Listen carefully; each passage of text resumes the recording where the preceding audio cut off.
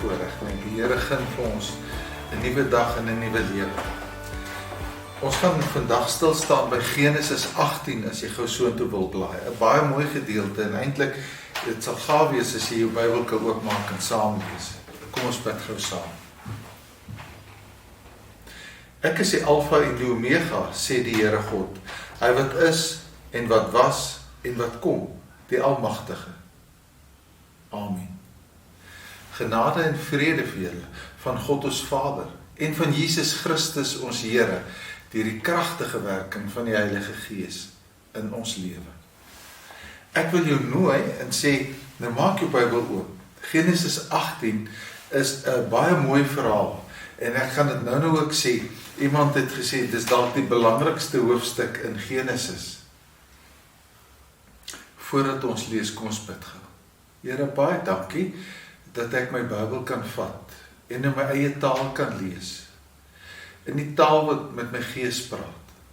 Maar Here, sonder U Heilige Gees is dit niks. En daarom vra ons dat U deur die fluistering van U Gees in ons gedagtes met ons sal praat en dat ons U stem sal hoor, vir U sal verheerlik. Amen. Dit is die woord van die Here. Die Here het aan Abraham verskyn by die groot bome van Mamre, terwyl hy op die warmste van die dag by sy tentdeur sit. Kyk hy op en sien 3 mans daar naby staan. Toe hy hulle sien, het hy van sy tentdeur af na hulle toe gedraf en voor hulle gebuig. Hy het gesê, meneere, U sal my 'n guns bewys deur nie by my verby te gaan nie. Laat ek eers 'n bietjie water laat haal, sodat U voete kan was en kom rus dan onder die boom. U is nou eenmal op pad hier by my verby en daarom wil ek 'n stukkie brood vir U gaan haal, dat U weer nuwe krag kan kry. Hulle het vir hom gesê, goed, maak so. Abraham het toe gegaan na Sara toe, in die tent gegaan en vir haar gesê, vat gou 16 kg meel en knie dit in bak roosterkoeke. Daarna het hy na die beeste toe gedraf en 'n mooi jong kalf gevat en vir 'n slaaf gegee om dit gou voor te berei. Toe het Abraham botter en melk en die kalf wat voorberei is gevat en voor die mans neergesit en hulle het daar onder die boom geëet terwyl hy hulle bedien. Toe vra hulle hom, waar is jou vrou Sara? Hy antwoord, hier in die tent. Toe sê die een, ek sal beslis volgende jaar hierdie tyd na jou toe terugkom en dan sal jou vrou Sara 'n seun hê. Sara het by die tentopening gestaan en afluister en die een wat gepraat het was in die buitekant. Abraham en Sara was albei al baie oud en Sara was verby die ouderdom van kinders in die wêreld bring en daarom het sy by haarself gelag en gedink, sal ek nog genot kan hê nou dat ek afgeleef is en dit met my man wat oud is. Toe vra die Here vir Abraham, waarom lag Sara? Waarom dink sy sal ek werklik 'n kind in die wêreld bring nou dat ek oud is? Is iets buitengewoon vir die Here? Op die vasgestelde tyd sal ek terugkom. Volgende jaar hierdie tyd sal Sara 'n seun hê. Sara het geskrik en toe alleen vertel, ek het nie gelag nie, het sy gesê. Maar die Here het gesê, nee, jy het gelag. Ons lees dit daartoe saam. Gelukkig is elkeen van ons wat die voorreg het om te kan luister na die Here se woord. Ek wil sommer net hê dat ons weer gaan kyk. Prof Wian het geskryf en gesê, dis dalk die belangrikste verhaal in Genesis. Dis 'n 24 uur gedokumenteerde tyd in Genesis en dit steek 'n vlam van hoop in ons almal aan die brand.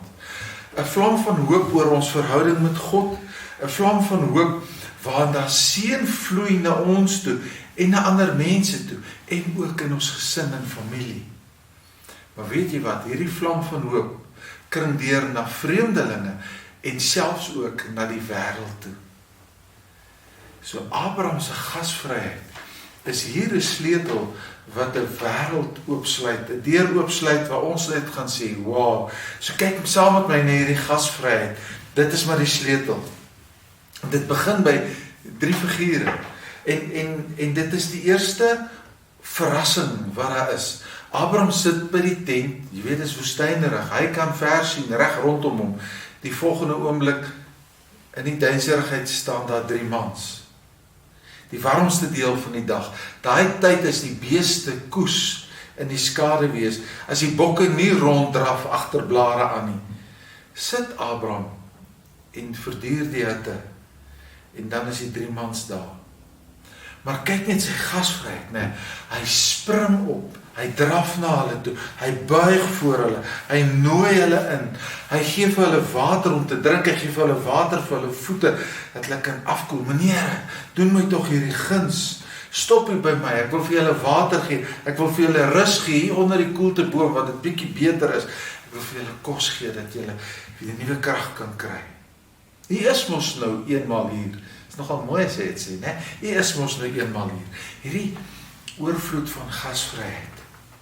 Hy draf na Sarah toe, hy sê, Sarah, gou-gou, 64 koppies meel, meer as 100 roosterkoeke, gou-gou my skat, gou-gou. Abraham laat drafkraal toe, laat 'n jong kalf uithaal, slag hom, maak hom gaar.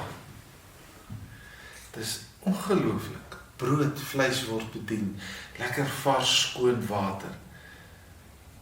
En dan die tweede verrassing. Hier sit die 3 mans. Hulle het vandaar af gekom tot onder die boom. Nou sê die een, waar is Sarah? Hy weet dit is sy vrou, hy weet wat sy naam. Wow. En dan volg die belofte mos sommer kort daarna. Die mans vra na Sarah en dan oor 'n jaar gaan sy 'n seun hê. En ergens in hierdie besef Abraham, dit moet God die Allerhoogste wees.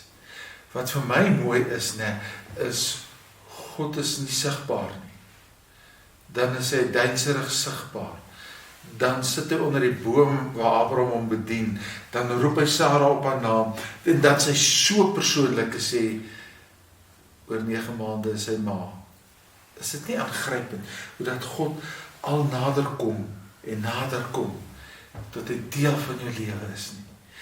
En dit net weens Abraham se gasvryheid, hoflikheid. Ek dink die 4de verrassing was, toe hy binne in Sarah se siel inklim en sê, hoekom lag jy? Ek weet ook wat is jou emosies. Sarah lag oor hulle verhouding ook maar skeef geloop het, as jy nou dink aan Hagar, die slaaf en al die goede, né? En is al 24 jaar, daar is nie meer 'n kans vir 'n kind nie. Daar is eintlik nie meer iets, 'n vonk tussen haar en Abraham nie. Lees maar die versie weer. Maar dan kom die Here en sê, 'n spesifieke tyd. Oor 12 maande is die seun reeds in jou hande. En dan doen God 'n interessante ding. As hy daar wegstap, dan vat hy Abraham met hom saam. Abraham sien hulle af, né? Maar God skuif Abraham se visie na die wêreld toe. Hy neem hom in sy vertroue oor Sodom en Gomorra. En wat interessant is, waar ons in Genesis 17 en in Genesis 18 lees dat die Here gesê het, Abraham leef voor my, en Abraham voor God geleef het, staan daar hier, en God het voor Abraham ingetree. En hy maak hom 'n medewerker in sy plan, om Lot en sy familie te red. Dan kan 'n mens baie rustig gaan terugdink oor hierdie verhaal, en jy weet, ek het nou 'n klaar bietjie kommentaar gegee, maar dink net bietjie oor gasvryheid, né? Die openbaringskarakter wat lê in gasvryheid. Ek kom by jou, ek ken jou naam, ek gee jou 'n belofte, ek verstaan van jou emosie, en ek gee jou 'n roeping na die wêreld toe. Hierdie roeping na die wêreld toe vra natuurlik baie vertroue. As jy net sien hoe dat God na ons toe groei, né? Abraham, wat so in sy eenvoudige taal sê, jy is nou eenmaal hier. Word deel. En dan moet hy eintlik later, sien ons ander taal in die Bybel, en ek wil dit sommer so bytrek, want God wat na ons toe groei, dit begin met 'n U is nou eenmaal hier, Here, U is nou in ons huis, Here, U is nou hier, wees nou maar deel, ek maak my deure vir U oop. Dan kom Dawid op 'n punt en sê, Here, U sien dwars deur my. U ken my deur en deur, sê Petrus. Weet jy wat, die mense kom nie toevallig oor ons pad nie. Daar's 'n voorsienigheid, daar's 'n planmatigheid, niks is sommer net op die ingewing van die oomblik nie. En Abraham se oop tent vertel ietsie van dit, dat hy nie net gegaan het op selfbeskerming en op die ouens geskiet het en gevra het, wat soek julle hier nie, maar dat hy na buite geleef het en hulle ingenooi het. En in 'n gewone ontmoeting is dit 'n mens wat God ontmoet. God ontmoet ons in mense. Ons groei baie deur stilte tyd en ons groei baie in ons eredienste waar ons God aanbid en in ons godsdienstoefeninge met Bybelstudie en al die goed groei ons baie, maar ons groei op 'n vreemde manier wanneer ek 'n vreemdeling ontmoet. As ek met hom brood breek, verwys dit na die Emmausgangers. As daar 'n onderbreking in my gewone gang kom en iemand kom oor my pad, as ek gasvryheid betoon, jy sal baie keer sien dat Jesus saam aan 'n tafel gesit het en mense geleer het en mense vertel het. Is amper van ete tot ete wat Jesus sy evangelie verkondig het. Maar ek wil jou sommer net so vinnig deurvat oor God wat na ons toe kom, né? Deur die Bybel vat. En nie al die gedeeltes nie, sommer dit wat in my gedagtes gekom het, daar Matteus 25, dan sê hy, kom julle wat deur my Vader geseën is, want ek was honger, julle het vir my kos gegee, ek was dors, julle het vir my water gegee, ek was in die tronk, julle het my besoek, vir sover julle dit in die geringstes gedoen het, het julle dit aan my gedoen. God wat intree in my lewe, in Hebreërs 13 vers 2, en moenie nalat om gasvry te wees nie, want deur gasvry te wees het mense engele gehuisves sonder dat hulle dit besef het. Lukas 24, Emmausgangers as hulle sê, het ons harte nie warm geklop, toe hy die brood vir ons gebreek het. Niks is toevallig, niks. Ek en jy het dit nou ons al geleer. So gasvryheid is soos 'n deur wat oopsluit waarin God vir my en jou ontmoet en waarin daar 'n hegte verhouding ontstaan, wat as ek terugkyk, dan word hierdie ou eenvoudige sinnetjie, u is nou eenmal hier, welkom by my, so 'n belangrike sinnetjie, maar dis ons na God toe, maar dis ook mense na mekaar toe, jy weet, gasvryheid bring heling. Ek wil jou vra, gaan kyk, as jy nie jou Bybel by jou het nie, gaan kyk weer, want baie keer lees ons vreeslik vrome gedeelte, en dan lees ons nie mooi wat daar staan nie. Sarah het gesê, en daarom het sy by haarself gelag gedink, sal ek nog genot kan hê, nou dat ek afgeleef is, en dit met my man wat oud is. Ek het nou gesê met Hagar al die goed, die vonk tussen Abraham en Sarah lank al doodgeloop, en sy het, ja nee, gaan daar nog iets tussen ons wees? Dis waar haar lag was in die begin. En God het genesing in die huwelik gebring. Meer as genesing, God het hulle huisgesin met 50% laat uitkring. Sarah is nou regtig nie 'n modelgelowige nie, regtig nie. Sy het getwyfel in hierdie gewone omgang. Ons almal se siniesheid en kritiesheid. En daarom haar lag. Maar sy bak haar roosterkoeke.